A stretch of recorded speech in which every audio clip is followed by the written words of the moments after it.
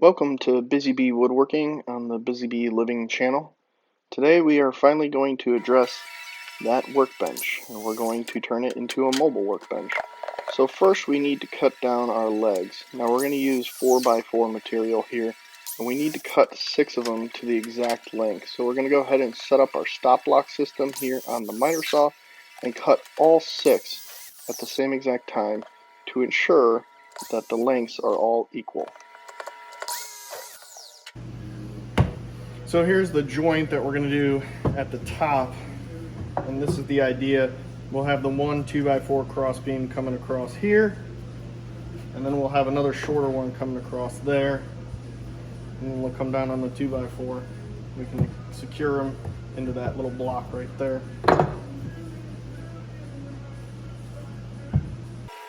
Now the first cut we're going to perform on the legs is actually going to go into all 6 legs. So you want to take all 6 and mark these reference lines. That way we can come to the bandsaw and make sure that everything is still coming into proper alignment and equal. Now we easily just set up our fence, and we can just make that cut all the way down to that indicated line where we're going to make the cross cut.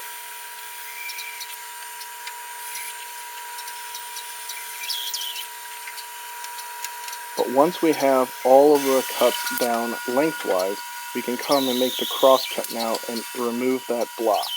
Again, this will be on all 6 legs. Now I had to set up my fence one more time because, well, I forgot to do it on those 2 middle legs.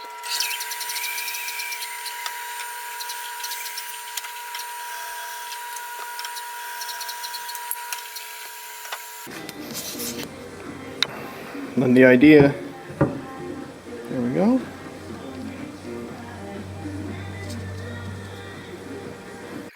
Now we can turn our attention to the 4 outside legs, and we need to make that initial cut coming down the middle here, because we want to remove that edge so that the cross support beam can come in here and rest easy on it.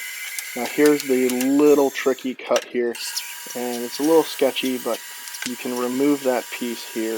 If you don't feel comfortable doing this though, again on the bandsaw, you can come back with your jigsaw and make that cut. Now with all 6 legs ready to go, now we can come back and come to our miter saw and make 2 cuts into some 2x4s, and these will be the short cross beams coming across the top, supporting the top onto the legs. Now we just attach those right into there with just a couple of construction screws. Just make sure before you put them in that the material is nice and square. Sometimes this construction material can be a little curvy here or there, so when you are selecting the material, you do want to make sure that you go through and pick the straightest boards you can find. But we're going to repeat this now to the other outside leg.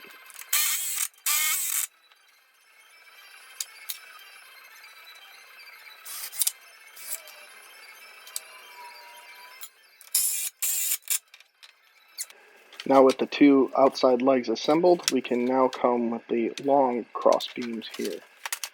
Now I just went ahead and I believe these are 7-foot studs that I just picked up, so I didn't need to make any cuts. And the nice thing about that is I know that they are exactly 7 feet each. So I'm going to come out with a nice square top.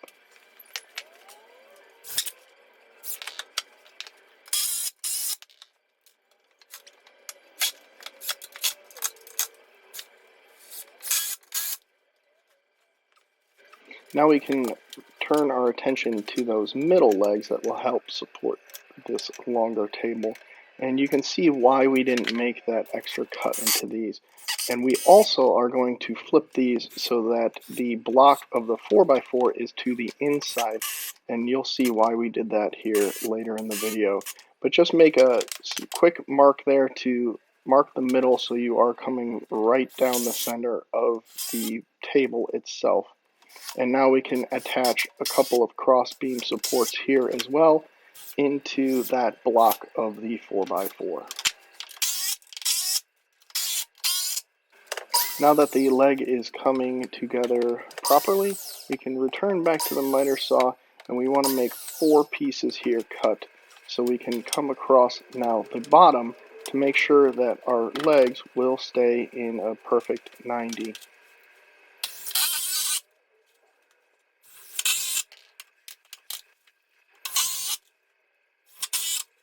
Now that we have it set up on the one outside leg, we can now return to the other and do the same exact process.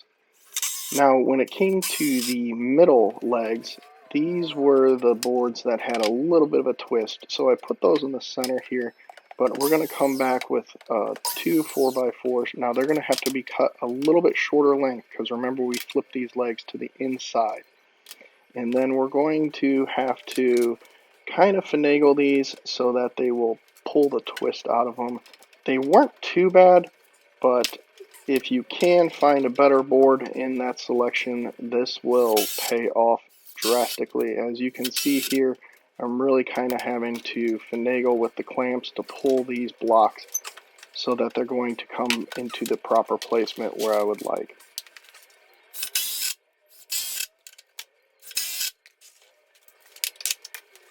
Now with the one side put in there, we can come to the other, and it's much easier on this one because that other board is taking that twist out for us, and we can easily attach the other cross piece here. Now with that complete, we can come here and just pre-drill the holes for where our casters are going to go in. Now I used 4-inch casters here with a lock on them as well, so I can secure the bench down when I'm using it, and then we just come in with our ratchet and bolt those down. Now with that complete, we're almost ready to flip over the bench itself. But before I did that, I wanted to go ahead and use these brackets that I had laying around the shop, and I wanted to secure those now to the base of the table before I flipped it over. Now I'm not actually securing the tabletop yet. I want to go ahead and flip that over before I secure the tabletop. Now with the tabletop flipped over, I can come back and put in the cross beams that will help support these legs on the bottom here. Now if you notice in the middle, it's a little bit tricky to get that screw in there. If I planned ahead a little bit better, I could have done this before I attached those boards to the legs, but you can see you can actually get your screw in there, and it holds it in quite well. Also, I wanted to then address the center, and I wanted to complete the attachment between these two little securing blocks. So I just added 3 little spacers where I could, hammered them into place, so it was a nice tight fit, and then added a few screws to hold those into place as well.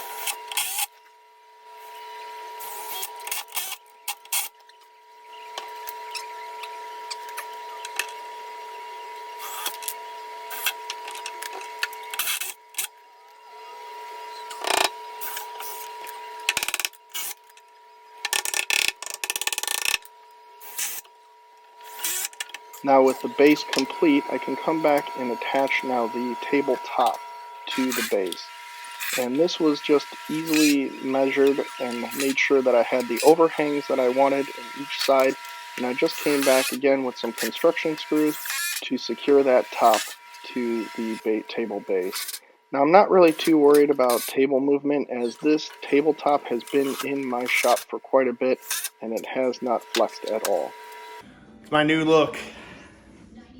That's what happens to the hat when you have to crawl in and put screws up. Now we're coming to the end of our project here, and now all we have to do is cut these 4x8 sheet down to make our little shelves that we're going to put onto the base itself. Now we can come with our little Wen track saw, cut it down, because this tabletop I went 8 feet by 3 feet, and then the base is going to be a little bit smaller than that to fit in there. But you can see you can easily just lay down some 2x4s so you don't cut into your tabletop itself, mark your indicator lines, put your sled into place, and make those cuts. Now if everything was made accurately and your measurements were accurate as well, these should slide right into place.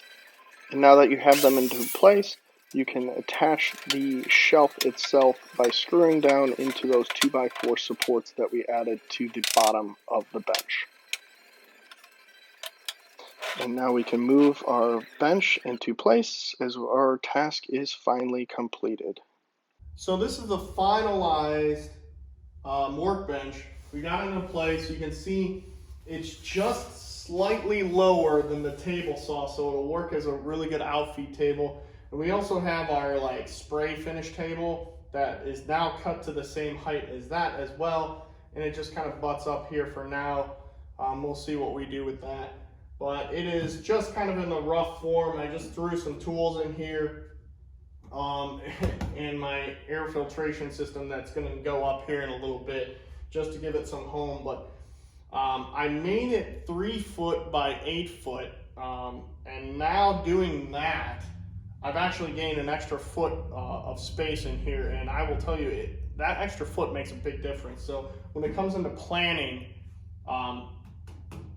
you know, make sure you're really looking at the overall square footage of your shop so you can utilize as much workspace as you can without sacrificing actual space around the shop.